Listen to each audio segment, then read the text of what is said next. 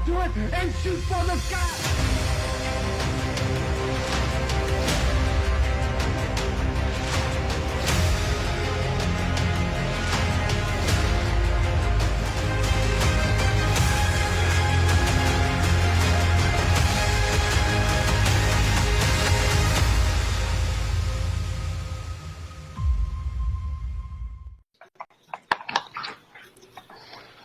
All right, we're live. Hello and welcome to the Ring Post Daily Podcast. You're listening to myself, the new RPD Ring General, Jesse Henrik, Eddie Wade, the future champ, Joey Hudson, the honorary Oos, Mr. RPD himself, the RPD Prophecy Champion, Tyreek Ramsey, and of course, our guests today for our photography special, Missy Sweders of Take Action Photography and Samuel Baumgardner of Baumgardner Wrestling Photography. How are you both doing?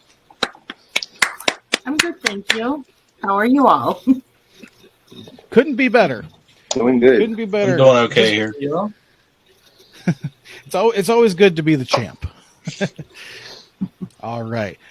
So, can you tell us a little bit about yourselves? Kind of how did you get into the business? How long you've been in the business? And tell us a little bit about your businesses in general. Why don't we start with Sam? I know. Gentlemen, let the women go first. Oh, okay.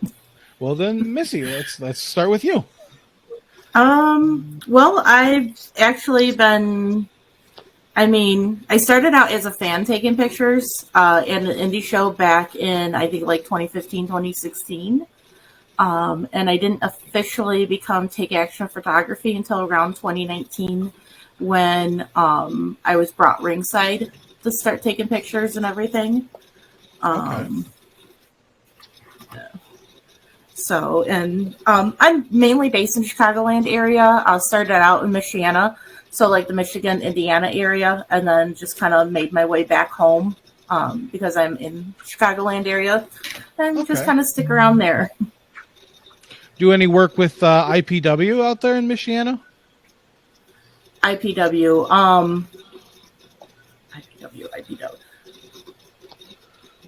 I'm trying to. It's fine if you didn't. We've worked with one of their guys before, so. There's I'm drawing a blank here. Ileana Pro Wrestling. I personally don't shoot for them. My friend does though. Okay. If you're thinking, if it's the one in Richmond Park, I go there as a fan and the show support to the wrestlers and the rest of the staff. Awesome. That's cool. All right. And Sam, how did you get into the business? How long have you been in it? I've been in the wrestling photography business for 2 years, but I've been a photographer for over 20. I started out,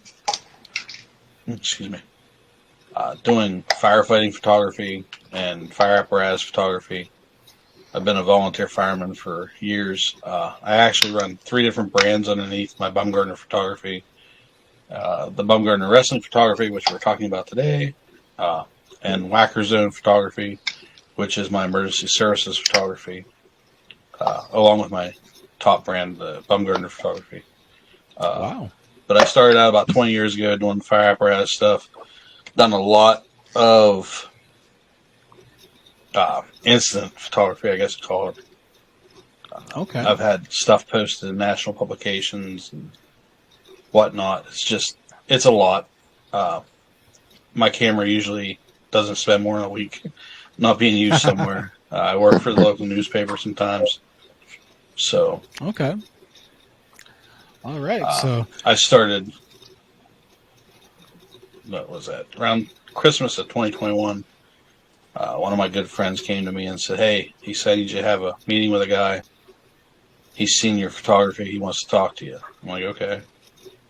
Next thing I know, in January, I show up at HWF show, and here we are 2 years later, 3 years later, whatever it's getting ready to be. yeah, we love the people over at HWF. They're one of our our biggest sponsors.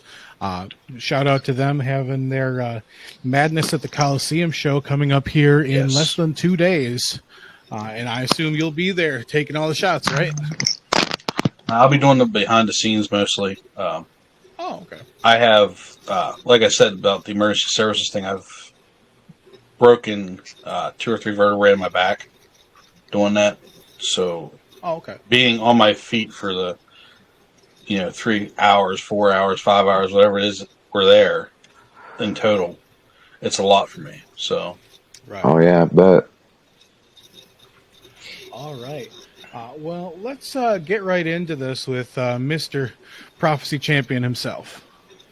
So I was gonna ask both of you guys, and we could start with Missy. So how would you say, like, in your guys' industry, getting booked goes about? Like, in other words, how do you like kind of choose the companies you choose to work with or be a part of, or is it by shows? So I'd just like to know how that works out. Personally, for me, I'll go to the shows a couple of times just to kind of see, in general, how they're ran, how many photographers do they already have, because I am not big on having like 30 people ringside. So if I already see that they're like well staffed with that, I might just continue going as a fan and taking shots from the audience, because sometimes you get, well, that's how I used to get, all my shots, and sometimes you get the best shots like that. And if it's a company that I really feel I could see myself working for, I'll reach out to the promoter, booker, or if I already know somebody like a wrestler or another staff member, I'll talk to them and talk to whoever would be person deciding on if I could come shoot ringside or not, and take it from there. Awesome. I think it's cool that you guys are the photographers, because I always thought it'd be cool to be at like a WWE event and be like the one taking the pictures, that you see it in the magazines or you see it in the video packages like that. I mean, just to see your photo or your video in the video packages at a WrestleMania or something, that's got to be like that's got to be like a feeling of accomplishment. Like, yeah, this is worth it. Yeah, I mean, I mark out seeing my pictures on flyers, so if I were to see it in like one of the big name ones, I would probably just be like, "All right, I'm dead. I can go on now." I might not be a photographer for wrestling, but I'm I'm big on taking photos of my dog and putting them on her Facebook page. So like, I'm always got my camera ready for a moment for my dog. I'm always like, come on, do something. She's looking at me like, I'm the same with my puppy too, so I get you. She's looking at me all the time like, why you got a camera in my face? My dog was born with a camera in her face, okay? That's why she knows how to like take selfies and she knows how to pose, because she's never gone a day without a photo in her face. When you take that camera and you put it in her face, she knows what you're doing. we keep telling Joey that he's got to open up an OnlyFans for his dog. But Sam, how do you get booked? Okay, so basically, typically, I'll say typically, since coming on board with HWF, I come as part of the package. When we go somewhere, I'm with them pretty much everywhere. There's only a couple places where I don't go with them, like if we have other stuff going on or something like that, I don't go with them. But we've worked across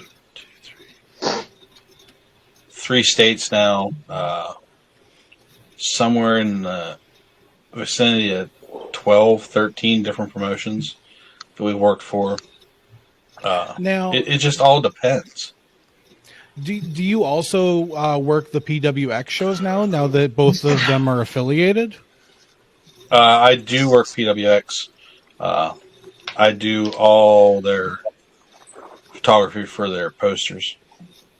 Awesome. The last couple sets of posters have all been my pictures, pretty much. And at HWF, unless we're bringing in a talent from out of town who hasn't been here before, every photo you see on their posters is mine.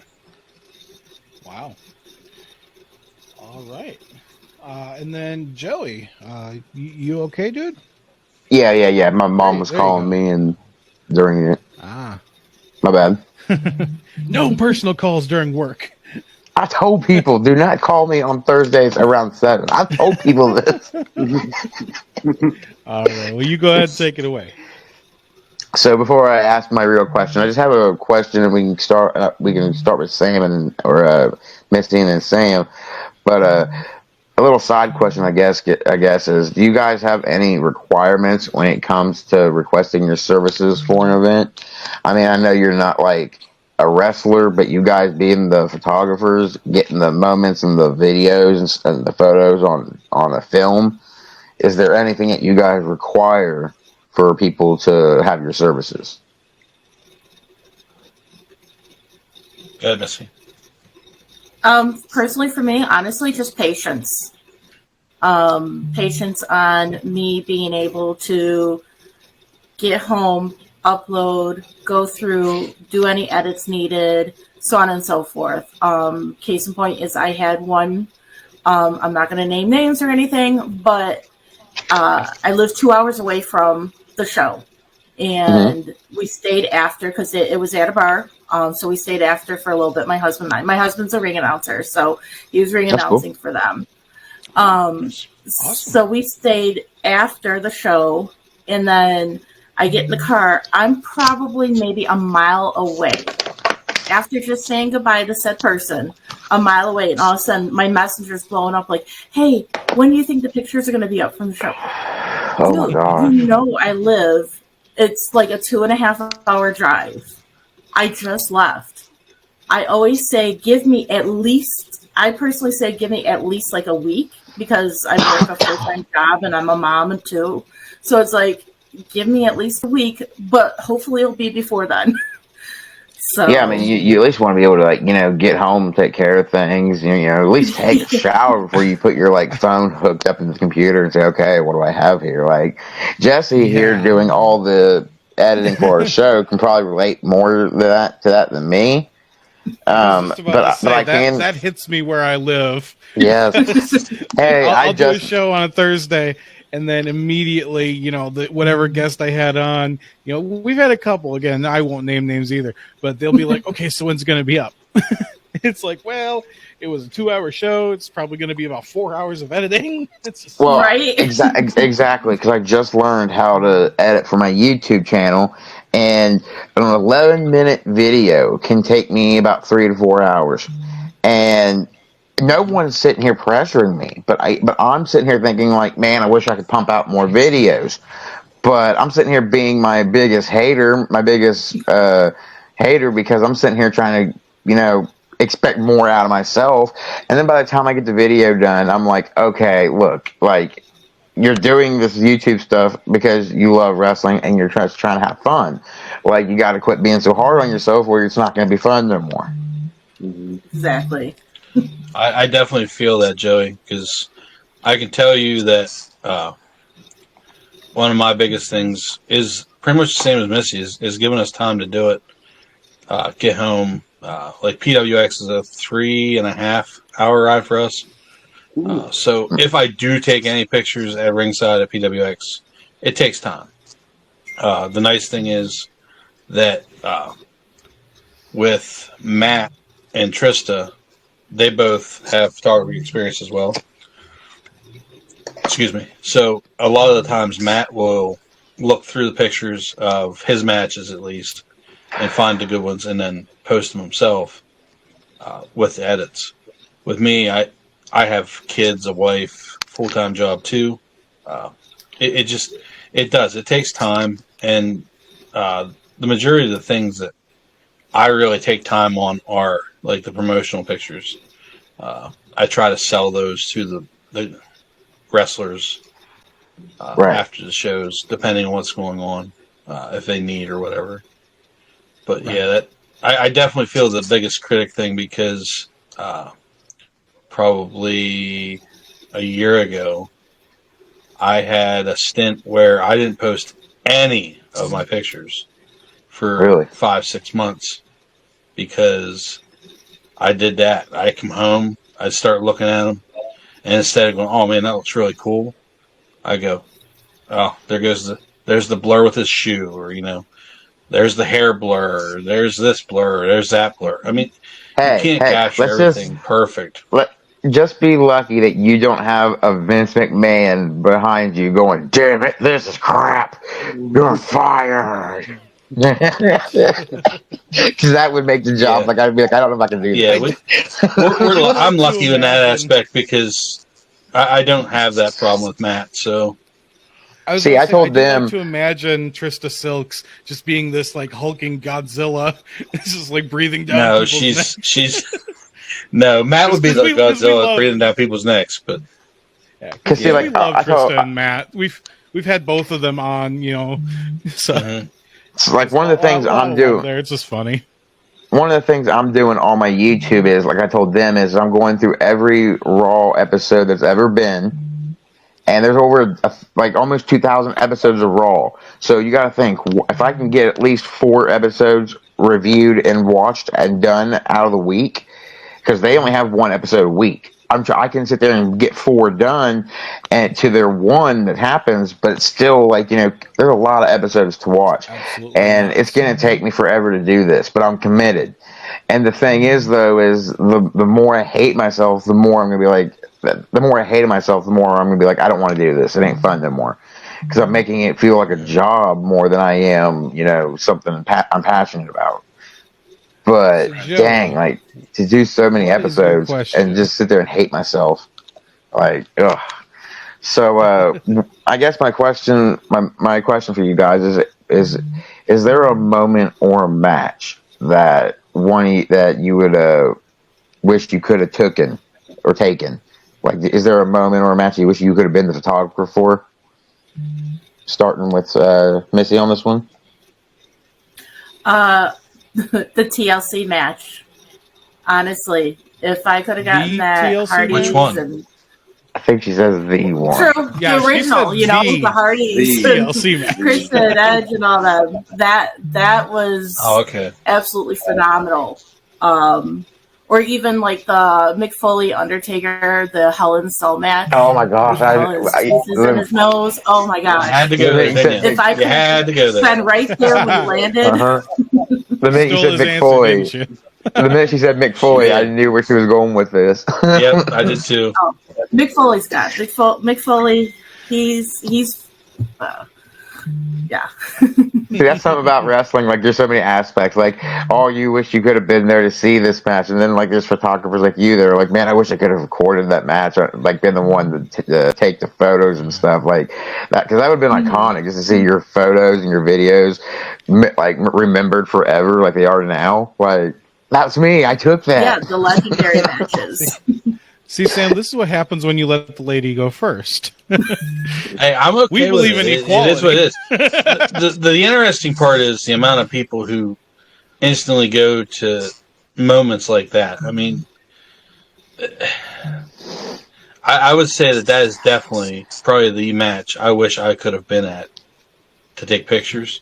But I mean, there's so many other ones that are on the high end list. The Montreal Undertaker Screwjob. losing the streak.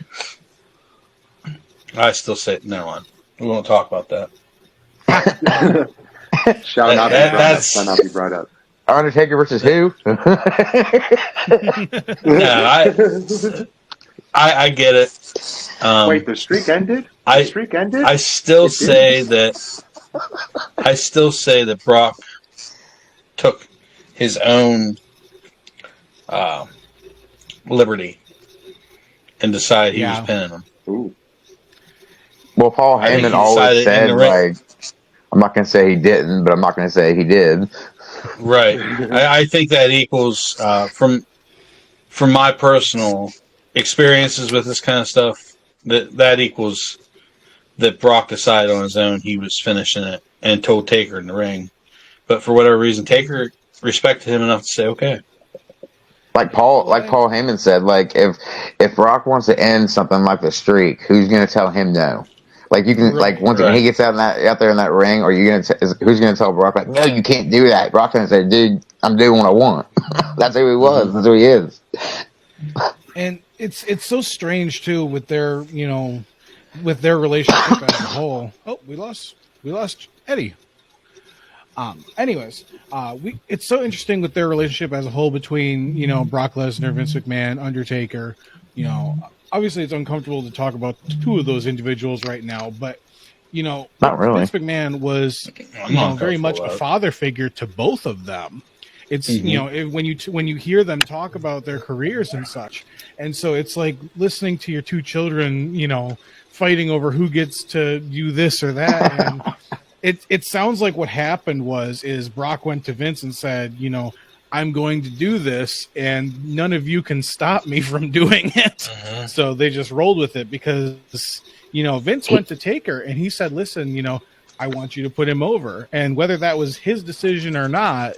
It's not a matter of wanting to do it. It's about having to do it and dealing with the consequences. Because, as Joey alluded to, who's going to say no to Brock Lesnar in what was his prime? Dude, it took me a while to accept the fact that Brock beat the streak, because after looking back on it, I was like, okay, he was 21-0 at Mania. This is number 22. Out of 22 people, who is it most legitimate to think is going to win and defeat Taker at WrestleMania, from 1 to 22? And when you look at someone like Brock, who was like born a fighter, UFC and all this, it would have been great to see him added to that victims list, but geez, out of 21 other people, Brock was the one that was like believable to beat The Undertaker. Sure, other people had opportunities that could have, where they could have put Taker away, but no, Brock was like, I remember I heard Vince say, if not Brock, then who? And that right there struck a chord with me. I'm like, that's who Brock is. If not me, who? If someone's going to beat The Rock on his way to Hollywood, if not me, who? Who's going to beat Stone Cold in his last match? If not me, who? Who's going to beat The Streak? If not me, who? Like, Brock is that guy. If not me, if not Brock, then who? All right. Well, since we got a moment here waiting for Eddie to connect back up, I have a question that's not listed. And Missy, you can thank Sam for this one. No, come on. Yeah. So I'm sorry. Sam. I promise I'm sorry. I don't like the sound of that. Since it's your fault this question exists, I'm going to ask you this. What That's is terrible. your pro wrestling Mount Rushmore? 4 names. Okay, Can be from any era. Okay. You can hate me for this if you want. And I think, oh God, who is it usually asks that other stupid question? Is it Joey usually asks that other stupid question about the tribal chief? Yeah, Joey usually asks our other stupid question. Okay. But this is my specialty. So, I was prepared in case Joey asked that question. But, in my opinion, the head of that Mount Rushmore is by far, and you're going to laugh, no, it's not Roman. It is Heyman, believe it or not. Yeah. Paul Heyman is the head of that Mount Rushmore. Yes. Well, he deserves it. And it's going to be basically his hometown. You can't get any closer to him than there unless they go to Madison Square Garden. So, yeah. You have to give it to him at this point. A lot of people don't realize how long Heyman actually has worked with the Bloodline, because it was over 40 years. I was about to say, it wasn't just Roman. No, it's close to 40. I think it's 38. Yeah, I think I just saw it's 38 years. Because he just posted yesterday or the day before. Because he started out with the Wild Samoans, right? Yes. In WCW. Yes. So, I mean... That's probably dangerously. Was it WCW or was it ECW that he had them? No, it was WCW. It was WCW. Yeah, but Paul E. Dangerously. And then, obviously he went and did his own thing with ECW, and he had a couple of guys come through there, and, then he goes off to WWE, and his history with the Bloodline. But even then, he was like... when he was his smarts for the business 15, overall. He was like taking pictures at like Madison Square Garden, I believe, or like he was like 13 or 15 years old taking pictures for Vince McMahon. Heyman was so young that he would sneak into the creative production meetings, and that's how he would get his knowledge. He would sit in the corner and just listen in, not suggest anything, not talk. He would listen as he was a fly on the wall, and that's how he's gotten so knowledgeable. Well, I've seen to this day, somewhere that he was working with someone down near Memphis or something too for a little bit, and he would shoot ideas, like they would shoot ideas back and forth, like they were the main booker His buddy was this booker down in Memphis. He was the booker up near New York, and they would just flip flop, and they helped each other, and they grew their knowledge. And if people actually understood the knowledge that man has in the business, watching the, I kind of turned into a nerd because we all okay, have. I'm gonna be honest. I'm gonna be honest here. I walked away from watching wrestling when I was a teenager because I didn't want to watch female slap fights. I didn't want to. If they're going to let women in the ring, let them wrestle. Yeah, No ifs, definitely ands, or agree. buts. Let them show off what they can do. They freaking trained for this. Let them do it. So I got upset with it, and I got away from it because it was like every time you turned around, so and so was having to watch mud wrestling. Yeah, I don't care about this stuff. Yeah. And I had other things on my mind at that time, because that's when I started my emergency services stuff. But when I walked to Matt's house and walked up to training the night that I started helping them guys or started watching.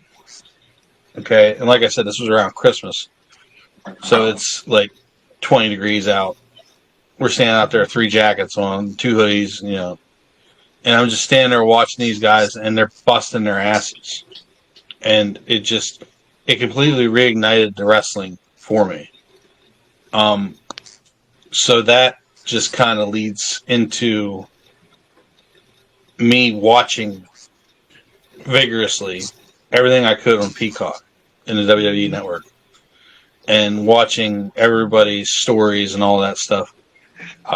So like seeing all that and understanding what they're saying and stuff, like, they were going to, when Brock was still young, they wanted to release him. And Paulie says, no, give him to me. Let me handle his creative and watch what we do. And here we are today. I mean, Absolutely. Whether you don't want to talk about the man or not because of the allegations, Yeah. You can't touch his persona. Yeah. But yeah, I'm going to say Heyman. I'm going to say Shawn Michaels, Triple H. The last one was a hard one. It always is. It has to be Stone Cold. It has to be Stone Cold. The biggest selling piece of merchandise in WWE history came on a whim on a half concussed Steve Austin. And it's still one of their top sellers. It outsells a lot. It is. That's what I'm saying. It's got to be the top seller right now. Still. I remember when that came out, and the next wrestling show we went to, I had to have a shirt because we didn't have internet back then. We couldn't just go on our phone and order the daggone thing. We had to wait till the show came out. I love the feature. So Missy, who is your pro wrestling Mount Rushmore? You know what? I had some things like a year and a half ago, and it's completely changed based on interactions and more recent watching some people. But my top one and only, and I've already mentioned him before, is of course Mick Foley. He's just, goes without saying. He's right up there with the rest of Sam's, gentlemen, or just a living legend. Absolutely. And I'd also probably include Jeff Hardy. He's one that I've always enjoyed watching, a very polarizing do all these amazing death-defying acts. That's the first time Jeff's ever been brought up in this question as an answer. Weirdly, yeah. That's crazy. And then let someone open a cold one, boy. And then I want to go a little bit more of recent based on some interactions I've had with them over the past few years, watching them and also meeting them would be Crazy Steve of TNA. Really? I think he's phenomenal. He's very underrated. I was ecstatic to see him win the belt recently. And then I was more or personal less favorite. happy to see Tommy Dreamer lose the title than I was Crazy Steve win. I didn't really care who got the belt off him. I just wanted it off him because Tommy Dreamer does not need that belt at this stage in his career.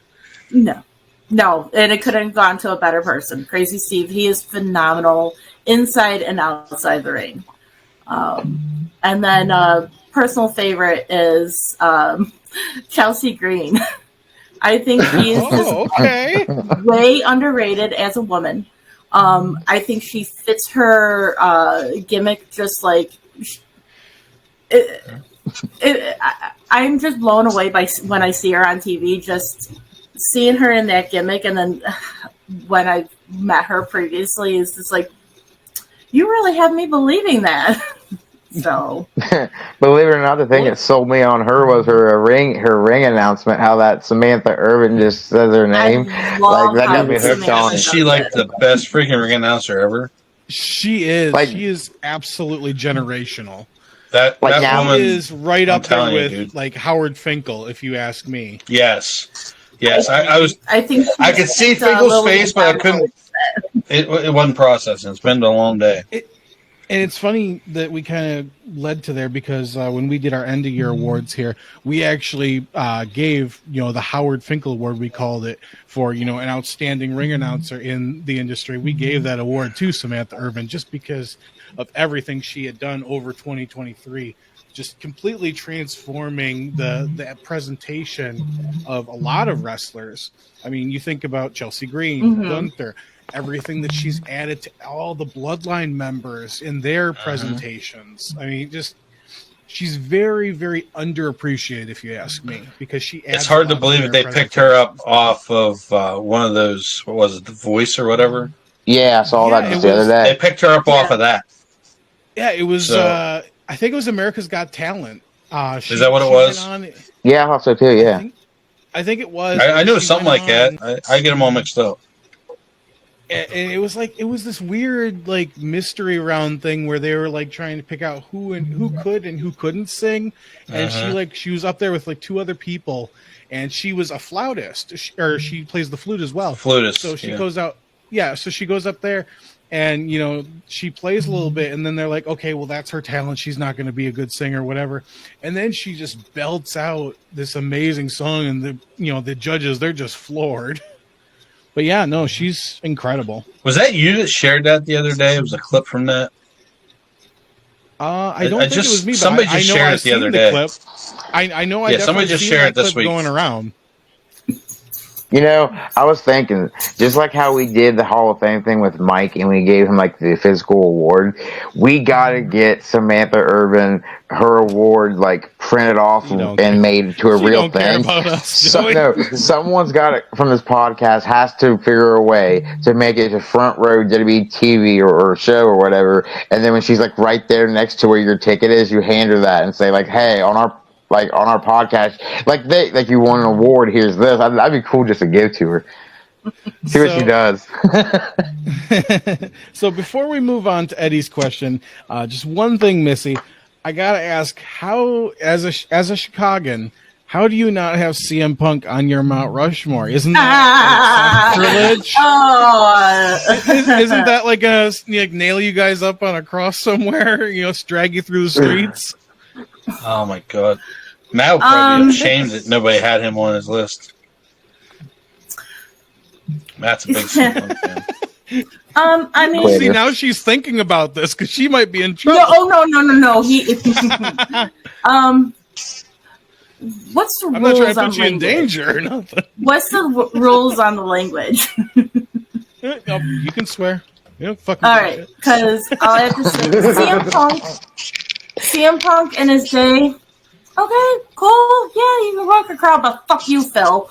That's all I gotta say. Yeah, fuck him.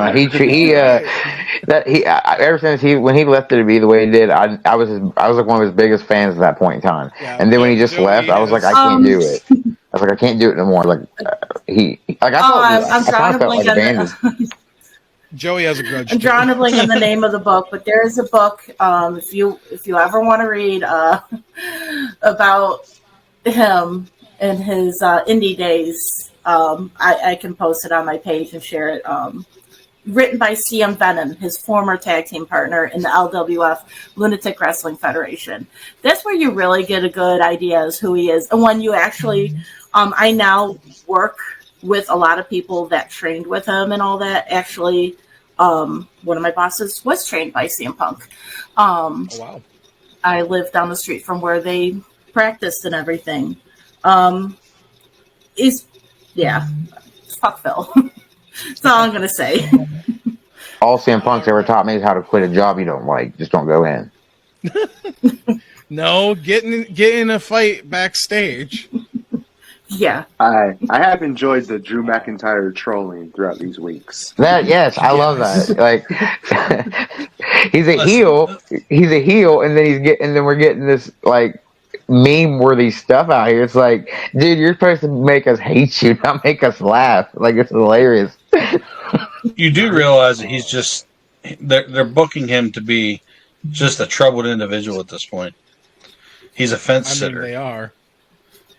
He's a fence sitter. I think what you're going to see happen is, I think you're going to see him beat Seth at WrestleMania, and then get immediately cashed in on by Senor Money in the Bank, who's going to walk out That's champion. what I've been saying. That'd be cool. Although, That'd be sad, though. I'm not Drew opposed- needs his win. Drew needs his win. From a booking team standpoint, and I don't technically book the matches at HWF, but I am on the creative team for that. I think, in my opinion, that's what I would do. That's what I would be pushing for. Just like it's time for Cody to win the belt. No. Yeah. Well, no, let's be honest here. It's not time for Cody to win the belt. It was time for him to win the belt a year ago. Yeah, well, they have to build something else up now. The thing is, me and Matt were just talking about this last night. Last night or night before I was over. We have late night meetings. It's not good. Not good for my 8 to 4, okay? But I was over there, and he said, wouldn't it be something for Cody and Seth to lose night one so that Cody has to wrestle under Bloodline rules,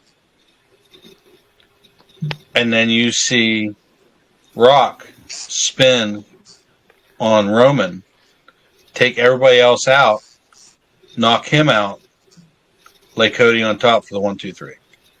No. See, as much as I would like that, I think they're going to go a different direction with it. I think they're going to go Cody and Seth lose on night 1. They go into Bloodline rules match or on night 2. And in night 2, they have this, moment where, everybody's ganging up on Cody because Bloodline rules and there's nothing to stop it. And then you have like this Avengers Endgame moment where you have all the people who Cody has accumulated, where it's, Jey Uso, Sami Zayn, Kevin Owens, whoever you want to bring out there who run these guys off, and there's nobody left. And then Roman loses cleanly to Cody Rhodes, puts him over, and then at the end of the sequence, Rock comes out, challenges Roman, says, "You are not fit to run this, to head this table any longer," challenges him for WrestleMania 41. Has the year-long build, just like they did with Cena. I don't think they're going to challenge him right off the rip, but I think you are going to see a build for 41 because I don't know if you saw the interview. When was that? Last year around WrestleMania. Last year's WrestleMania was supposed to be Rock versus Roman. Yep, but and then Rock wasn't in Rock got stuck making a movie. His movie, like they ran out of days or whatever, ran over. So he had said then that they were going to rerun. They were going to run it this year, but I really don't think the fans want to see it yet. Judging by the way the fan base has been. Well, see, I think the fans want to see it, but they just wanted to put it in at a place where we didn't want to see it. Like, they gave us 2 matches that we would love to see, but one of them really needs to happen before the other because we've been stuck with this Roman story for a year longer than it should have gone. It's going to keep going. It's going to keep going. I'm telling you. No. Cody's not winning. You That's what can they hope. want. They're going to But swerve us, anyway, dude. They're going to swerve us. I'm not gonna lie. Anyways, I'm not gonna lie. moving on. Go ahead. Eddie, I know you've been itching to ask your question here. You've been silenced, you've been disconnected, and it's time to give you your due. So I was going to ask you if each of you could tell a story about your favorite picture that you have taken, and tell us why it's your favorite. Go ahead, Missy. And then we'll start with Missy here. And I'm just going to set up a little presentation here. Okay, so can you guys see the presentation? Kinda, yeah. Okay, and then Wait. okay, so we should be good. So this is the first picture that Missy sent me. What can you tell us about this right here? What's going on here? The Ring Post That Daily was not my thing? picture. Switch the picture. I did switch the picture. It's not switched on our screen. There, okay, there you go. Okay. Okay, you see it now? Okay, Yes. we'll just keep it like this then.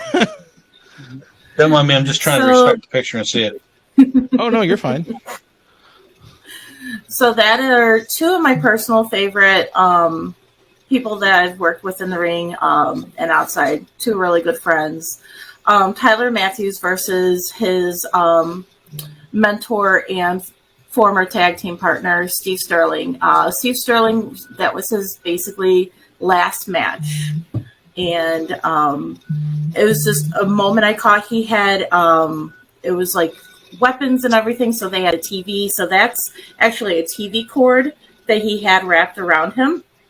And it was pulling up against him. And it was just, I loved just the expression on Steve's face. Tyler's face in the background was just absolutely phenomenal. I think Steve actually still has that, even though I shot that almost 5 years ago. I think he still has that as his phone background. Wow. It's just it means a lot just because I was able to capture such a moment between such really good friends, not only to myself, but to each other. They worked with each other in the business for years as partners. And now Steve's more behind the scenes, training and everything now. So just being able to capture that was it meant a lot. Okay. And then next, this is a picture that you really have to look at because at first glance, it almost looks like a filter that's on there with that barbed wire, but it's not. It does. The more you look at it, the more details you see. Oh. It is a glorious picture. I really am anxious to hear what's going on here. I took that last February. I love it so much. I actually have it printed like huge, like 11 by 20, and framed on my office wall here. Can kind of see it right there. And I got, that is Eric Dillinger right there. Mr. I'm going to say he's king of the hardcore death matches. He was going against Gunnar Brave at Rocket Pro Wrestling in Joliet in, like I said, February of last year. Gunnar actually put together it's a big frame with barbed wire on it for their match. And that was just after Eric had gone through it. I actually ran to the corner where the thing was and happened to snap that. And it's so dynamic because you see the droplets of blood, the shadows from the barbed wire. Of course, you see him in the background with the light shining down on him. It's deep and meaningful, and it's just a beautiful picture. The blood was dripping as I took that, and I was just like, "Oh, Yeah, this crazy. is beautiful. This is perfect." He's a phenomenal wrestler. But that match was like still one of my favorites I think it will be a favorite to this day. All right. Well, thank you for taking us through that. And now, Sam, Feels like show and tell. both of these are from the same match you said, right? Ooh. But they're Yes. different angles. This was October of 2022. HWF's Nightmare at the Coliseum 1. This was a heavyweight championship match between Matt Silks and Van Williams. It's not a big secret that wrestlers talk about the matches before they happen, right? Some wrestlers call what they're doing in the ring. This match was highly spoke up prior to hand. I advertised, I guess is the word I should use. A lot of promotional stuff with it. And Vam showed up as the bell was ringing at the end of the match before it. Oh, wow. So he didn't have any time to prepare or nothing. There was nothing to prepare. No time to prepare. There was a heated argument. It's been a hot minute actually since Vam's even been allowed back. This next show on Saturday, he returns Saturday. It's been just over a year since they let him back. I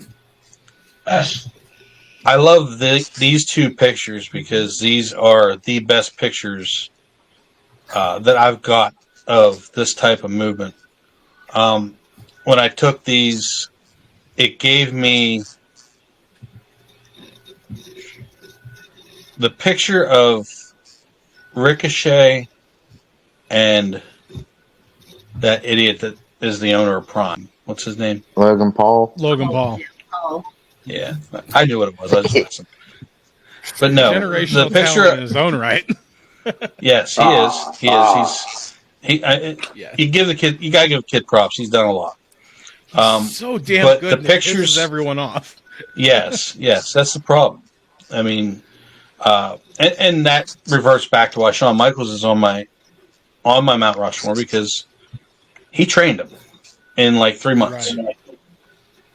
So anyway, the picture of Matt and the picture of Vam, it reminds me of that Royal Rumble picture of them in the air going at each other, looking like they're flying through the air on ripcords.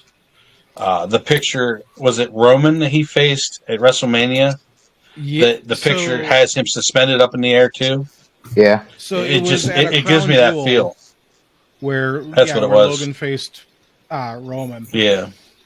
I love this picture specifically because you see the expression on Vam's face, and I mean he's got to be at least 6 foot up in the air to his toes, but probably 8 or 9 feet up at the top of his head. Like he is up there. I mean, any higher, he's gonna start hitting the ceiling, and he's actually probably higher than that, honestly, because he's probably about 2 to 3 feet off the top turnbuckle. The top turnbuckle is about 7 foot. So he's probably 9 foot at his toes. What?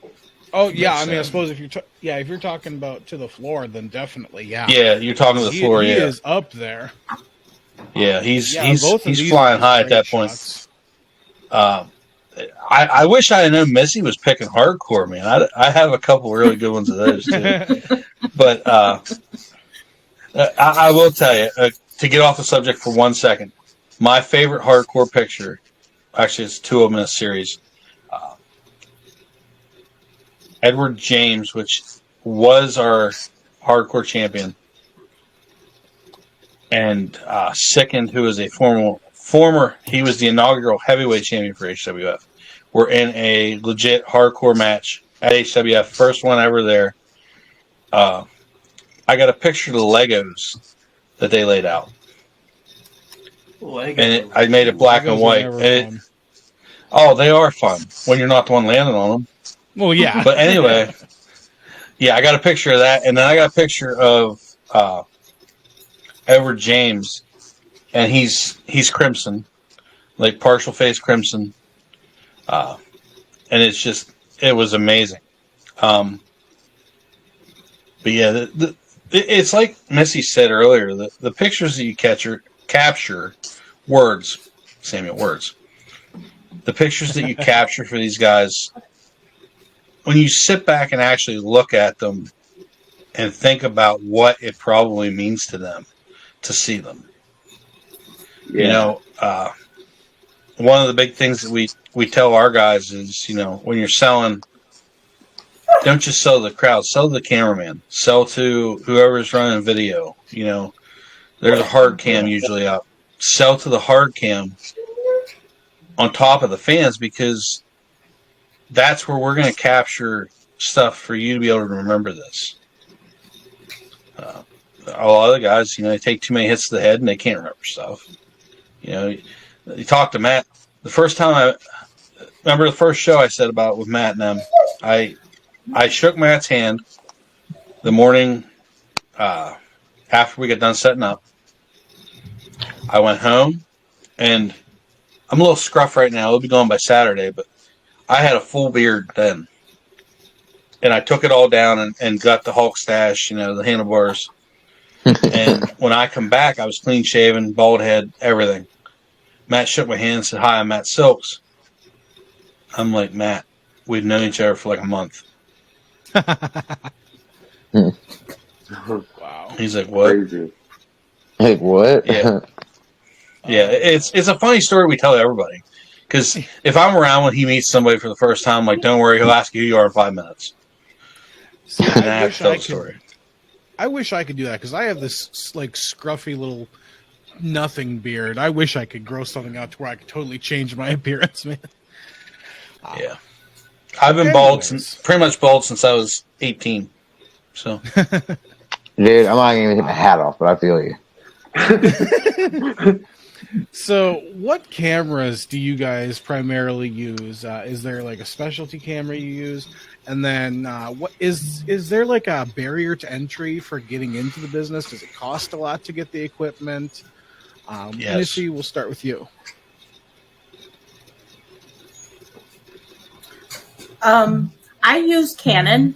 I prefer the Canon, but I started out using like a cheapy Fuji film camera, and I utilized that for quite a few years until I was ready to move on. It can be costly, but I think it really depends on the photographer and the type of style they want to capture, type of shots. That's right. That's true. You know, obviously, the more expensive, high-end with the greater lens and better settings, of course, it's going to capture those high-flying, fast moves a lot better, as opposed to something that's maybe just going to catch the facial expressions, you know, of while somebody's in a grapple or something like that. Sam. I use a Canon 5D Mark IV, which was a huge learning curve for me. I always used a basic model from Walmart, which was Canon also, but it was like the I can't remember.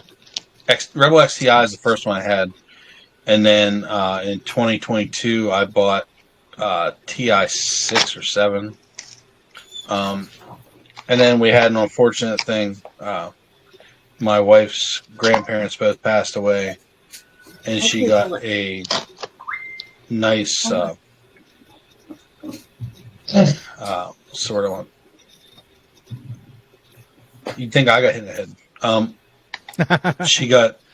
She got money from her grandparents passing away, inheritance, that sort of one.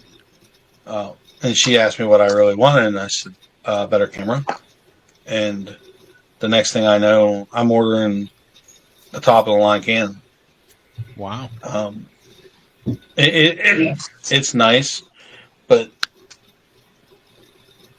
getting settings correct with that thing sometimes can be tricky, especially in our hall.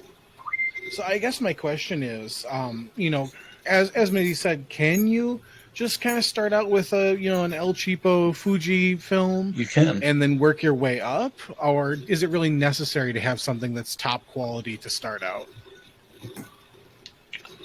I would say you can start out with that. The two photos that you saw from me were both with my XT or my TI7, TI6, whichever it is. They were both from that camera. I'm actually talking about, me and Matt were back and forth actually just the other night. I think I'm going to bring both my cameras to the show on Saturday and try and take photos at the ring with my old camera because it works good in that building. Getting all the settings correct in the building we're in, it's not fun. It's really hard to do. Okay. You're always getting blur somewhere. Right. I think it would make sense to start off with like a Walmart El Cheapo camp. So like in a boot camp type of sense, like you would be, well, first off, you'd start off being humble. You'd have to get the best of what you could deal with. And then once you work your way up to better stuff, by that time, you could teach anyone anything about photography. But I think starting off with one of those cameras, like you said, the El Cheapo things that you get developed, that's probably the best place to start. I mean, and Right. I don't know how it is for Missy, but personally, I've been asked to teach people how to take pictures. I can't do it. Yeah. I've learned everything from shooting from the hip and learning on the run, trial and error. And to me, for somebody to sit there, and tell, like, to look, we actually have, okay, I love Dawn to death, but don't take us wrong, Dawn, if you're watching this. We have another photographer. Her name's Dawn. Mom and Dawn's Photography, and Dawn was not camera literate when she bought her new camera. She was using a cell phone originally when she was taking pictures, and then she went and bought a version like my TI, and she's constantly asking, what do I do here? What settings do I need? What do I do with this? What do I do with that? And it's hard because now that I've moved on to the 5D, I can't backtrack. So like the setting spectrum for my camera is like over here and hers is back here. And I can't back it up without, messing with her camera for a while to figure it out myself. Right. I can show somebody about how to take a picture, but I can't instill in them the composition overall. Like, that's hard to do for me, at least. That's fair. All right. Ty, you're next. So I was actually wondering if any of you could work for any of the major promotions, which ones would you choose and why? And we'll start with Missy. Personally, TNA. I personally feel like TNA's got more of like the indie feel. It's a lot more personal when you go to the shows and everything. And it just, I feel like the energy levels are a lot better. Sure, WWE and AEW are great, but they're huge. And personally, I feel like I would be overwhelmed by how big it is, how big the crowd is, and just the energy alone from it. But TNA definitely has got that more personal feeling. And I've actually worked with a couple of the people that have gone on to it. Either they're extras on it or something like that, and their feedback alone on the overall production and everything has all been positive. So it's like, okay, I would definitely love, my chance to be ringside there with the photographer, just to be able to capture everything. Yeah, and plus with TNA, you'd have the added bonus of only working, 2 weekends a month with the way that they shoot everything. Yeah, pretty much. I imagine that working for WWE in any aspect would be hectic. So they want God, you'd be- they want perfection, and I get it. There's people out there who are professionals who can give them what they want. That's They just the want people the putting the video best. packages and stuff together that we see. But geez, the with- pressure they're under, like to get everything right.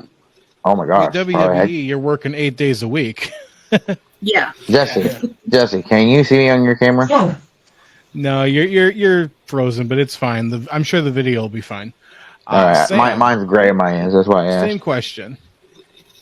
I mean, I agree with Missy. WWE, AEW, you're gonna have trouble potentially producing what they want if you're not completely with it. Personally, I'd rather stay at the indie level. I know I have one of our guys. He works for a lot of indie companies, and some of them are pretty big names. He works for MCW out of Maryland. He works for Wrestling Revolver. He does a lot of stuff for all of them, and he's met a lot of the top guys. And a lot of them say, that they like being in the indies because the guys on the indies work harder than guys on WWE or AEW because they're trying to make it. It's A lot of people seem to say that it's more fun being on the indies. It is. For that. It is. I mean, my thing is, I quit watching college football because I got tired of all the stuff they were bringing down from the NFL. But if you watch high school football and you see all those guys fighting to get to collegiate level, to get to the pros, you figure indies is basically the high school level. And everybody's fighting the hardest at our level to get anywhere. So, No, that's fair. All right. Joey, I think it's time. Now, this is probably the biggest question that you'll ever be asked, but I'll go. as a fan of wrestling, gonna ask do you it, isn't he? acknowledge Roman Reigns as your tribal chief? I mean, how could you not? But if you can, go ahead and explain yourself. Go ahead, Missy. Keep the one in the air for this one. I'm not huge on watching WWE, I'll be honest. I don't watch it every week like I used to. Back in Attitude Era, I was every Monday and at the time Thursday and Sunday, I was parked in front of the TV. I had a special little group where we watched together every show, every pay-per-view. But I do keep up, I'll watch a lot of the pay-per-views nowadays. So, but I'll still acknowledge. All right. Sam. I don't know if I can. I personally don't think that Roman would be the level he is without Paul. I think the Wise Man should be the tribal chief myself, but that's just me. Okay, so we got a yes and a kind of maybe, kind of no. I'll take it 1.5. All right. And then Eddie, you're last. So both of you kind of talked about this a little bit in the beginning, but I was going to ask, what brought your professions together? Like, what brought wrestling and your photography passions into one? Like, how did that happen? We'll start with you, Missy. I love taking pictures, and I'm more into candid pictures as opposed to posed. So I just happened to get my hands on a decent camera besides my cell phone at the time, and brought it to an indie show that my family and I would go to every month. And I just started snapping pictures and go home, upload them. And I had at the time a lot of the talents on my Facebook, and I'd tag them in the pictures, and they loved them. They started using them. And then, like I said before, my husband's, he's a ring announcer, and he was ring announcing for a company. What? And again, I'm sitting it as a fan, taking pictures, and the owner's like, if you want, go ahead, go up to the ring. You can capture pictures, because he didn't have a dedicated ringside photographer at the time. And next thing I know, here I am every month shooting ringside now. That's awesome. All right, and Sam. So I'm sorry, my dog's attention. You know what? What was your complete question, Eddie? It was that what brought your passion for both photography and wrestling together? I know you kind of touched on it, talking about it pretty much it just kind of fell in. Unlike Missy, I'm more of the posed kind of thing. How do I say this? I had enough business sense coming into this, knowing that if people see the poster, it's what's going to make them want to see the show. And once I saw what Matt could do with my pictures, it made me want to get better. He does incredible work. He does. I don't know if the other guys have seen some of the stuff, but we actually just talked about this the other night. So, like, I was taking group photos, a tag team or a faction. We're taking them all together. They're actually looking better taking them all separate and then Matt putting them all together. The picture he just posted the other day, where the pit chick's in the center and says "We the Sons" on her shirt. He made that. Like, he blacked out where it said "Pit Chick" across her shirt and put "We the Sons," and each of those pictures were taken separately, and he makes it look so good that it looks like I took that.